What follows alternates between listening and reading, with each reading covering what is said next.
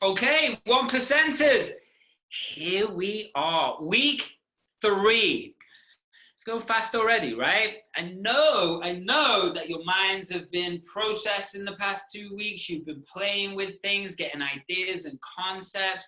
You've looked at what was going on last week, and you even built out or what the potential is of your 12 months, 12 weeks, and life. You know, you looked at your habits, you looked at what was good, what was wrong. We started to build who this version of you really, really is, so we can switch on and constantly be dialing in and fine-tuning that brain and life to make you into the 1% performer. So we're on a journey. Remember, everybody, we're building muscle. What does that mean? It means if we don't train it, it doesn't grow. If you don't use it, you lose it, right? So remember, the brain works like a muscle. So, and there's been a lot of information thrown at you already. We haven't even begun yet. But with that information, understand, you're not supposed to know it all day one. So be kind on yourself. It's about taking that one bit of information that really lights you up, and how do I apply it in every area of my life? And that's really the trick to this. If you start trying to get everything, you're going to get overwhelmed. So we're just taking piece by piece, and what we're doing is just building it like what we would at the gym. We're getting used to this rep. Oh, it feels a bit more normal. Okay, it means we can go heavier with the weight. And that's how I want you to look at the 1% performer. So today, let's jump in. This is a good one today. So I'm just going to share my screen, and then we will jump in. So, okay. So here we are. Week 3. What we're all about today is self-talk and the filtering of reality. So what do I mean by that? Well, we're going to get into all of that today. But what I want to start with, you will start to learn this every single week, we do the modules and then we do a review. Okay, so building muscle. So that's it. We're going to jump in.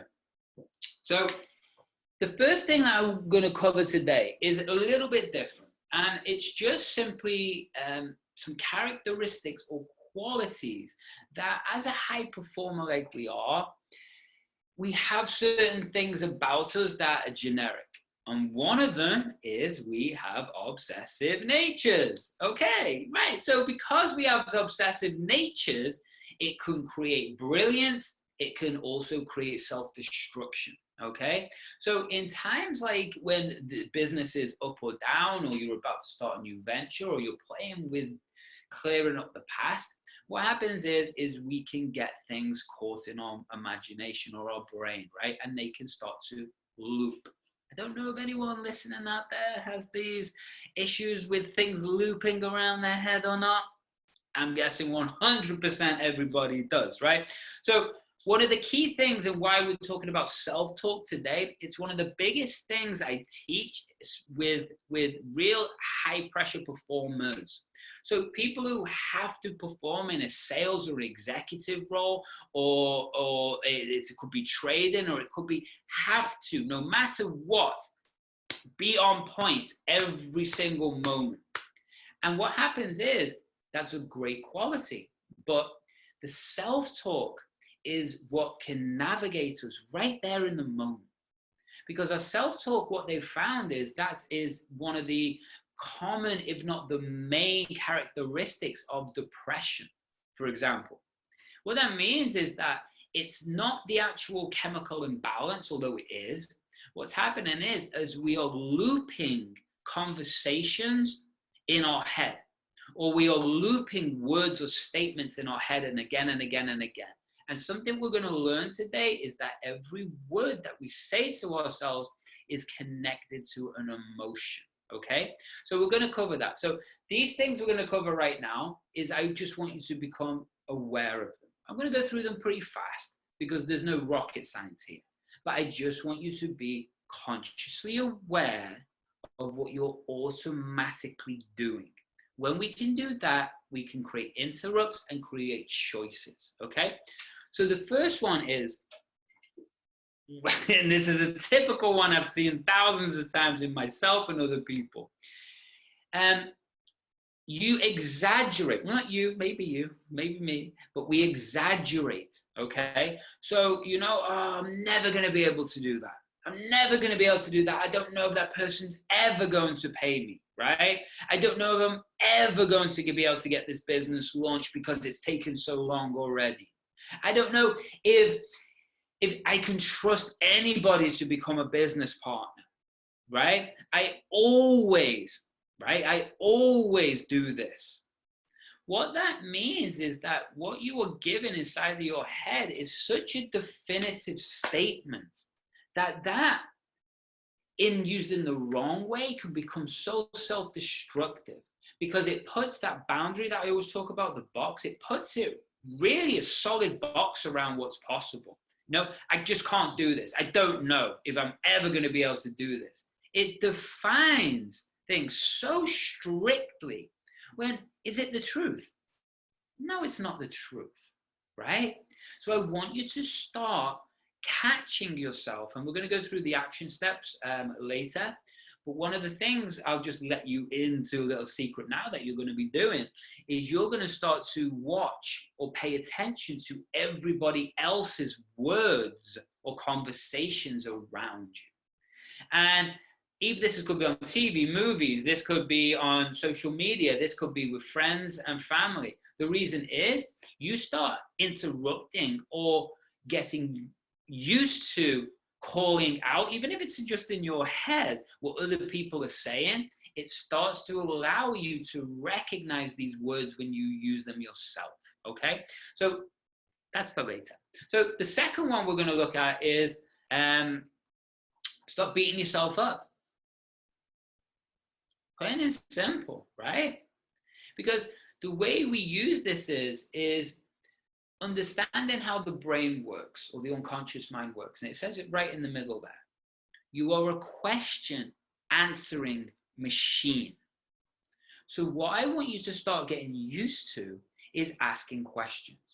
Something we got taught in sales, I'm getting old, so it's 18 years ago now when I first started, but sales is, it's all about asking questions. Coaching, it's all about asking questions. Management, it's all about asking questions. For yourself, it's all about asking questions. Because there's a part of our brain, no matter what question you ask, it will always tries the key word, try to answer. Always, right? What are you going to have for dinner in 2 years' time in February on a Tuesday? What are you going to have for dinner 2 years' time in February on a Tuesday? You're probably going, Andy, I haven't got a clue. Well, I hope you haven't got a clue, man. I hope that. But the other side of it is your brain will have tried to answer it. Even if it couldn't come up with an answer, right? Your brain went, oh, I don't know. It still tried to answer it. So when we start to get used to asking questions, this can change our focus right here in a moment. We can focus on what we don't want, or what we focus on what we want, simply by asking the questions, right? This is how powerful they are. Someone's let you down or ripped you off, or something's happened, right? You ask the question, your brain will start to go, oh, why did this happen again? Why has this happened? Oh, right. We start to loop. But then we could ask the opposite question. Well, why did this happen? What's the lesson here? How can I get better at this? What needs to change? How can I improve? How can I, here's a key statement that I want everyone to write down.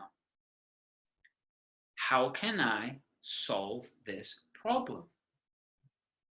If our brain and language is always getting used to, okay, this has happened. Okay, how do I solve this problem? Let's solve this problem. Right? You can change the word problem to challenge if that's an issue with you, whatever you want. But the word problem, it's semantic. So if your definition of the word problem to me is a problem, I want to solve it, right? That's my instinct. And this is also a male and female thing, right? So a male's instinct is to, guess what, solve a problem. But when your partner or a friend, a girl comes to you and she just starts talking, right? Does she want you to solve that problem? No, she wants you to listen, right? And then potentially help her solve her own problem by asking questions. So what we can do through all of this is you start to understand that any question you ask, someone will try to answer, including yourself. So we use this as becomes a superpower. In any situation, look for the love. Now, it sounds cheesy, and that's why I wrote it in big letters, but always look for the love or the good in every situation. Because literally in Sanskrit, the word love means looking for the good, right? So if we can get into the habit, and I'll teach you more about your filter system in a few moments, but if we can get into the habit of no matter what the situation is, always looking for the good, always looking to solve the problem, always looking, coming from that good feeling of service, then guess what? You're going to be able to help the situation so much more rather than getting negative, closing it down, or doing the opposite, or beating yourself up around it, okay? So again, this is what we're going to go into with your filter system. I'm just making you aware of things right now. So next one. This is a big one with entrepreneurs, as you can read it right there, right? It's the type of personalities that we have, we can be really, really harsh on ourselves. Really harsh on ourselves. If we're not creating momentum at the pace that we've decided that we should be moving at, we can slap ourselves and really beat ourselves up. But the truth is, things happen. We can't control everything. All we can do is control what's going on inside of us, right? So if someone's hurt you from the past or let you down, or you have these looping patterns going around your head from, oh, that person ripped me off, or I can't do this again, right? Or you're stepping into the unknown, right? The same thing is forgive. You know, we all make mistakes. The person, including yourself, was only doing the best with the tools that they had at the time. And so as people get better tools, they become better people, right? Plain and simple. That's why you're here. So allow yourself to make mistakes and then forgive yourself. So if there's anything that's happening in your life right now that you're holding on to from the past and you're preventing yourself from flowing into the future, then please just forgive yourself. You've done nothing wrong. You've done absolutely nothing wrong, okay? So because of that, what I want you to do is look to the next one. I should have, right? Oh man, I should have invested. I should have put that course out. I should have done this. I should have. Man, I was a nightmare for this, right? Because there's people who've created like 9-10 figures in the space that I've been doing what I've been doing. And you go, wow, what am I doing wrong? So I should have invested. I should have got into that earlier. I should have. But the truth is, we're only doing our best. And if we're only doing our best, then there's no more you can do. So something I used to do, and it's probably lots of people do in the past, especially watching this, OCD, obsessive nature. I used to push myself to being sick all the time. I just pushed through it. Martial arts background, right? Just push. But that's because the reason we were doing that is it's coming from fear still. I should have, missing out, right? Oh, I need to. I'm going to miss out again. But the truth is, we can only do our best. So don't hold yourselves to standards that you wouldn't expect others to meet. Right? It's great to do well, but expecting yourself to do better than what's possible, right, is a vicious cycle. So I just wanted to cover those there for you very quickly. So we're going to stop exaggerating, stop beating yourself up, look for the love in every situation and solve that problem. Things happen. Forgive yourself, right? We're only doing the best with the tools that we have. I should have, well, yeah, maybe, but you weren't ready, right? So get ready and the next wave will come. Okay, that's where we started off today.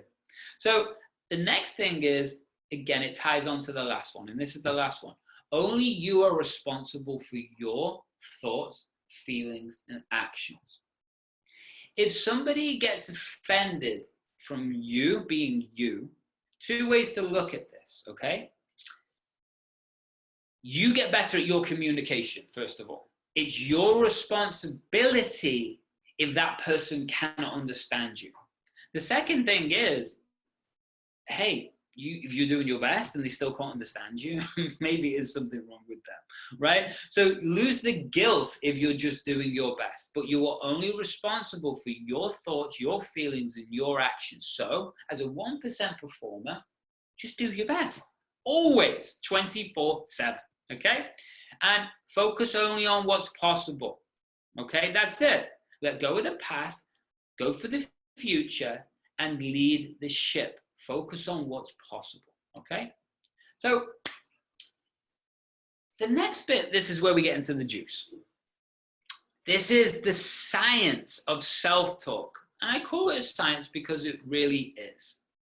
And one of the things that's connected to your self-talk is something called your RAS. And if you've heard of it, then good. It's going to make your job way easy to apply it. So your reticular activating system, okay? This is, depending on what neuroscientists you talk to, they have different interpretations of this. But the way we use it is, well, in performance, right? So we've got to, everything's about your filter and the neural nets it's connected to. But just to start out about neural nets. So understand it like this. When you're born, your mind starts out like a blank canvas, okay? Is that strictly true? Now we want to go a little bit deeper. No, it's not. It doesn't start with a blank canvas because we have certain things called genetics and epigenetics. And this means we get certain traits passed to us. But if we were to just look at it, it's like this is a blank canvas, then every single time you have an experience, whether it's good or bad, it doesn't matter. A piece of software is formed, okay? The end of that software, it's a movie or a still picture, okay? But it's an image. And that then affects your filter in your brain, which we'll talk about in a second.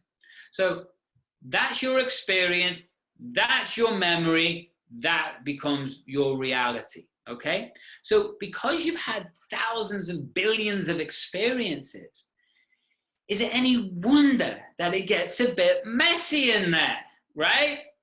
No, it's not. So when we start to understand this, then it leads us to understanding more about your RAS, okay?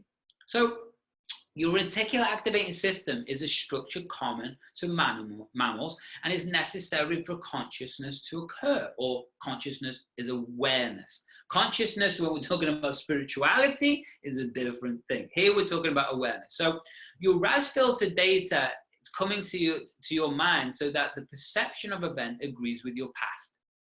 Understand this, right? That's a very important thing to understand. Everything you see, hear, smell, feel, and touch is a message entering your brain. Your RAS filters all of these messages and decides which one you will get or what appears in the outside world, okay?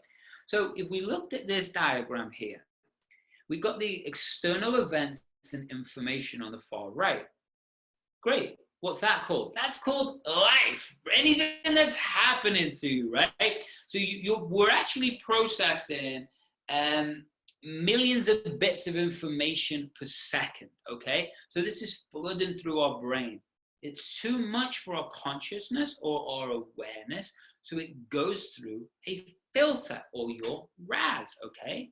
So it's time and space. What does that mean? Well, what it means to you, right? What language means to you, what memories, what traits, what decisions, attitudes, values, beliefs, self-talk. So information's coming through, it goes through this filter in your brain, it links to the pictures in your back of your head to see if they're congruent. It changes our state or who we are or the emotion. It changes our physiology, and that means it does what? Yeah, it affects how we behave in the world. So when we start to understand this, and we understand this as a muscle, then what we've got to understand is that this filter can adjust very quickly, right? So you can get rid of things from the past that are holding you back very quickly. It means we can also get results for the future very quickly. But what the brain needs to do is it needs to lock onto building this muscle, and it needs to change that filter. And so really, that's the best way to describe it. Now that you understand that neural nets work like a muscle, okay, repeating and building the muscle builds the pattern, and that builds and changes your filter. So simple, another way to look at this is, it's an old one I've said for way over a decade, but it still holds true. It's like you go to buy a new car, right? Or it could be music or anything, right? You might not have even known that car existed. But as soon as you go and see it, test drive it, maybe even buy it, on the way home, what do you see everywhere? Yeah, you see the car. Maybe it's even the same color, right? But suddenly the car didn't exist, but then suddenly it does. So my question is, did the car exist before you saw it? Of course it existed, right? You didn't just pull it out of the ether, or maybe you did, but that's a different conversation. But the car existed. So what I'm trying to say to you is that your filter wasn't set to see it. So it's like if you imagine a window, right? And you've got blinds on the window and the sun's booming through. And the blinds are shut. Does the sun come through? No. But we turn the blinds. Does the sun come through? Yes. Was the sun always there? Yes.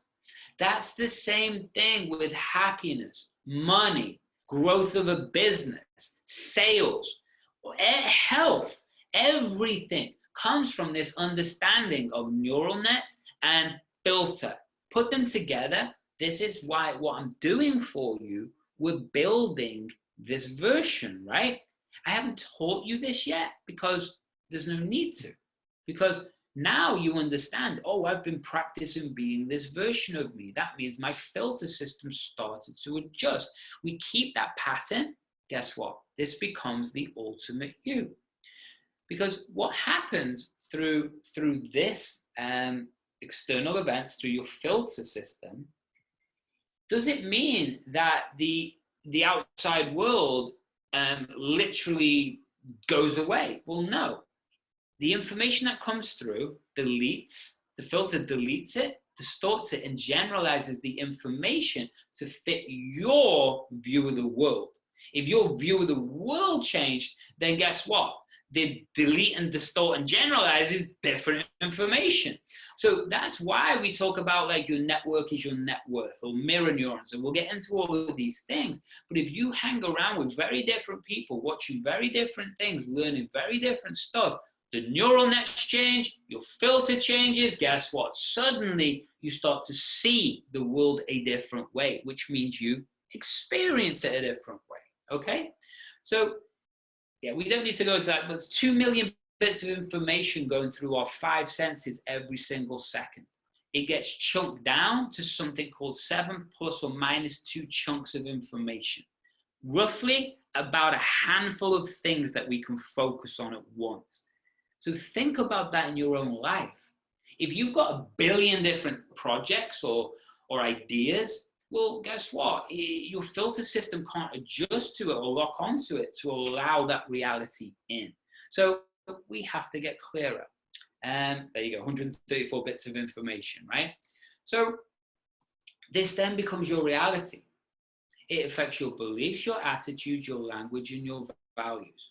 And so what we've got to constantly understand is we can adjust your neural nets, adjust who you are, and adjust your filter, okay? So this goes to the point, like what we spoke about week 1 and week 2, especially week 2 when we were looking at habits, right? What's automatically playing in your head right now? will understand whatever's playing around your head around money, the neural net, the software, and your filter system. Okay, well, that can change. Same with your health, same with relationships, same with yourself.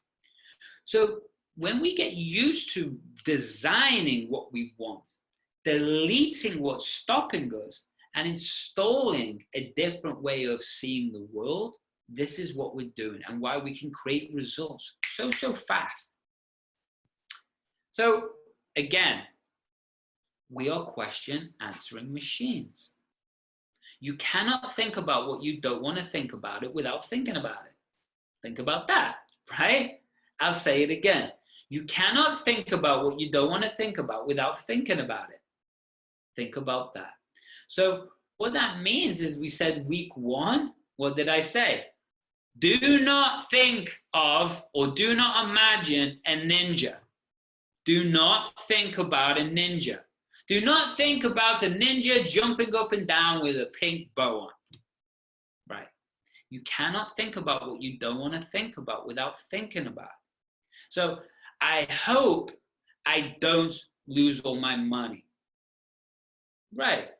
You can't think about losing all your money and not wanting it to happen without thinking about losing your money, right? So we've got to teach you to use language to direct what we do want, okay? So what do we want is, we'll explain more in a second, but what we do want is an abundance of money forever, right? Do you see the difference in focus, the words, the emotion that it connects to us, okay? So a very simple diagram here. And remember, when I show stats and studies, remember what I say always about stats and studies. Yeah, they're all BS.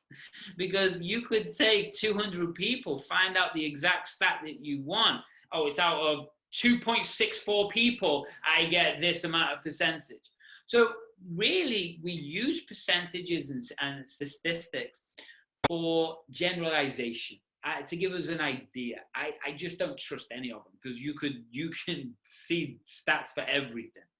But this basic framework, which seems to be, congruent, is that we say about 50,000 words to ourselves a day. Now, what that means is that people don't teach it 50,000 words. What they teach is around 50,000 memories or thoughts.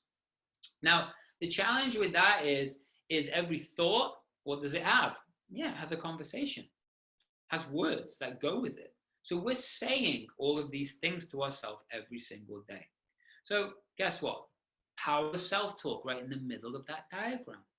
So we can go any way, because the power of self-talk affects your thoughts, affects your beliefs, affects your actions and behaviors, feelings and emotions. Well, guess what else? Your feelings and emotions affect your self-talk, which affect your beliefs, which affect your thoughts, which affect your actions and behaviors. Guess what else? Your action and behaviors affect your self-talk, affect your thoughts, affect your beliefs, affect your feelings. You get the idea, right? So if we're having all of these things just pumping around our brain 24/7, guess what? Well, this affects everything about us. So we have to start to take control. Because the thing is, if we're not consciously aware of this stuff, then we can't take control. And I wrote this at the bottom, and someone's head exploding, because the general population's mind gets blown when they look at this stat. Mine was 70% or 80%, thereabouts, stats again, of self-talk for the general population is negative. Now, if we understand what the ramifications of that, man, it's not good, especially when we're talking about health, even health, right? Neuropsychoimmunology. What that means is that your thoughts affecting your cells, affecting your health, right? What else does it mean? It means it affects your motivation. It affects your drive. So when we look at most people who are in a 9-to-5 job or a normal job, living the life that they don't love, and we look at that 70 to 80% self-talk stat, is it any wonder that they're stuck where they are and don't have the drive to change? Of course. And if you had 66% of that negative images on repeat, man, is it any wonder why people get depressed, have anxiety, get stressed, overwhelmed, have a life they don't want? Of course. And that breaks my heart. It genuinely breaks my heart. So what I want everyone to really take on is the power of self-talk. And this is why we got to get control of it. So the next thing you need to know is words, just like a surgical knife, can kill or cure you.